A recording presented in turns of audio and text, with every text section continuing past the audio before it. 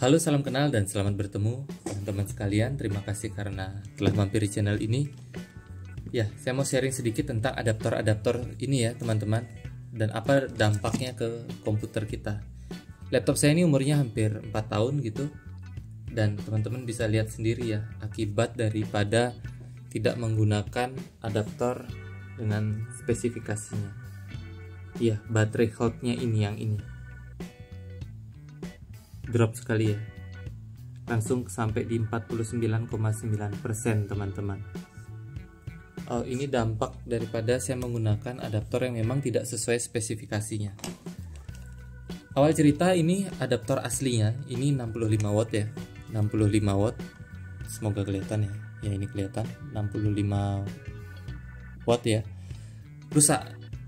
Dan untuk mencari ini nggak gampang teman-teman, carinya nggak mudah.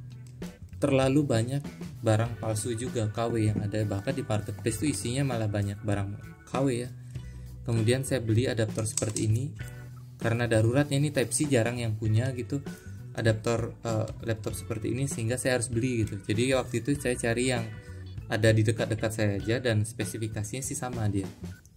Kalau di sini spesifikasinya outputnya dari 20 volt 3,25 ampere, 15 volt 3 ampere, 12 volt gitu ya. Ini kalau kelihatan.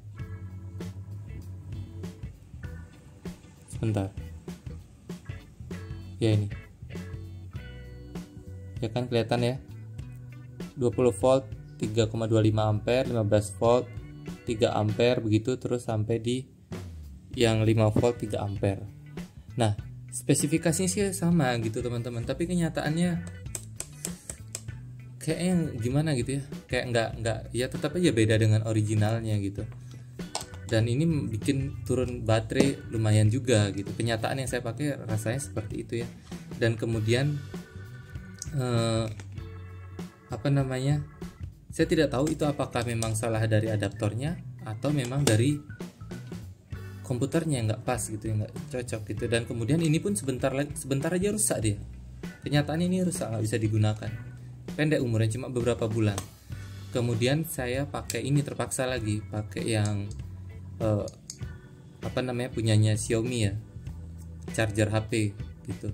Sama dia Type C juga, dan bahkan ini sudah 67 watt. Nah teman-teman, sekedar ini ya, sekedar supaya tidak bingung tentang volt, apa sih watt, apa itu volt, apa itu kemudian ampere, itu saya jelaskan sedikit ya, nggak masalah, biar ada pemahaman sedikit. Saya suka mengilustrasikan seperti ini ya kawan-kawan ya. Ini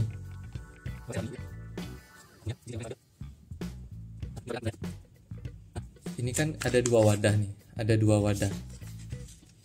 Yang pertama ini berisi air gitu, anggaplah ini isinya air ya. Yang ini airnya cuma segini. Ini wadah. Kalau teman-teman lihat dua gambar ini, menurut teman-teman air yang mengalir ke sini itu yang lebih tinggi, nanti semprotannya ini, anggap ini air mancur ya, ini air mancur. Yang lebih tinggi yang ini atau ini? Pasti yang ini ya, karena ini lebih berat, lebih banyak, lebih besar tekanannya ya. Jadi dia akan muncratnya lebih tinggi gitu, semburannya akan lebih tinggi. Sedangkan kalau yang ini karena dia pendek gitu ya, semburannya dia akan pendek aja seperti ini. Jadi ini lebih tinggi. Nah ini kalau listrik, saya analogikan saja, ini adalah tegangannya ya. Ini yang tekanan air ini saya ibaratkan tegangan. Kalau di listrik di satuannya volt ya, atau disimbolkan dengan V juga. Nah ini arus yang mengalir begitu ya, akibat dari tegangan ini kan ada arusnya juga di sini, arus yang mengalir ini dia disimbolkan dengan I ya, satuannya nanti ampere. Kemudian untuk ini power atau daya yang tercipta akibat tekanan ini kita sebut saja P ya, power atau daya gitu ya. Sama ini P, ini V, ini I.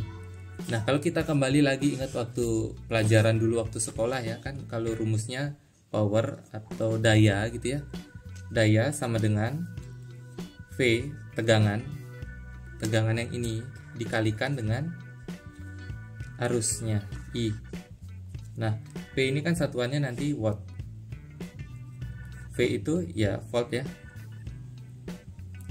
dikali I ampere. Nah ini seperti ini. Nah sekarang kalau ini kita kali-kalikan teman-teman ya, biar gampang saja. Kalau kita lihat ini laptop yang ini, di sini kan sudah ada keterangannya, dia menggunakan, tadi saya sudah tunjukkan kan ya, ini tadi saya sudah tunjukkan 20 volt, anggaplah ini 20 volt ya, terus tegangannya 3,25 ampere ya kan, dikali 3,25 ampere sama dengan dia menghasilkan 65 watt. Makanya tadi ini namanya 65 watt ya, dia menghasilkan ini charger untuk 65 watt. Nah kalau kita lihat originalnya, nah akhirnya saya beli yang original juga teman-teman, karena ini baterai healthnya sudah turun banget ya, mau nggak mau harus cari yang orinya. Nah orinya sendiri nggak gampang dicari. Ini saya dapat orinya setelah cari-cari di marketplace ya. Saya dapat cari-cari di marketplace. Nah ini spesifikasinya, semoga kelihatan ya. Ini agak gelap di sini. Nah ini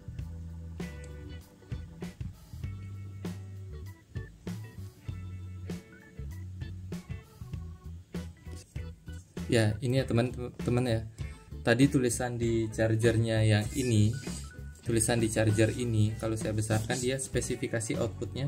Nah kalau inputnya dia sendiri kan kita udah tahu ya, inputnya dia kan dari 220 volt ya, input 220 volt. Nah sekarang kalau kita outputnya, nah untuk outputnya sendiri kalau yang ini 5 dikali 3 ampere itu kan menghasilkan 15 watt ya. Terus 9 kali 3 ampere dia menghasilkan 27. Kemudian 15 dikali 3 ampere dia menghasilkan 45. Kemudian 20 ya dikali 3,25 ampere dia menghasilkan 65 watt. Nah teman-teman, ini berarti charger ini dia bisa menghasilkan output yang berbeda-beda gitu ya. Ini variasi-variasinya gitu. Jadi kemungkinan menurut pemahaman saya di baterai laptop ini begitu ya. Baterai laptop ini dia ataupun laptop ini dia akan menarik kebutuhan dayanya itu sesuai dengan yang dia butuhkan atau sesuai dengan kondisi baterainya saat itu gitu ya. Kalau baterainya saat itu terlalu panas, mungkin dia akan menggunakan yang tegangannya lebih kecil gitu ya, supaya dia tidak terlalu cepat mengisi gitu ya.